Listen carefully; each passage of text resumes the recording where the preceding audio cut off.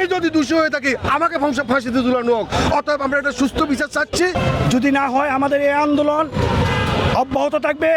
ফিলখানার ভিতরে ঘটনা হয়েছে না, ফিলখানার বাইরে আমাদের 49টা ইউনিটকে হাজার হাজার লোক চাকরিচ্যুত করা হয়েছে। ফিলখানার ভিতরে 5টা ইউনিট, আমরা হাজার হাজার বিডিআর সদস্য আমরা চাকরিচ্যুত হয়েছে। এখনো পর্যন্ত নিরপরাধ জেলবন্দীরা কারাগারে মুক্তি আছে। দেশের জনগণ জানে এটার জন্য বিডিআর দায়ী না। আলমুর রহমান ফজলুর রহমান সাহেব স্পষ্ট করে দিয়েছেন যে এই হত্যাকাণ্ডের সাথে বিডিআর জড়িত না। এই হত্যাকাণ্ড অন্য কোনো মাথা হয়েছে, অন্য কোনো রাষ্ট্রের ইন্ধন হয়েছে। অতএব এটাকে চাপা দিয়ে রাখার, লুকিয়ে রাখার কোনো সুযোগ নাই। জনগণ জানতে হবে হত্যাকাণ্ডের সাথে কে জড়িত। অতএব আমি যদি দোষী হয়ে থাকি আমাকে ফাঁসিতে ঝুলানো হোক।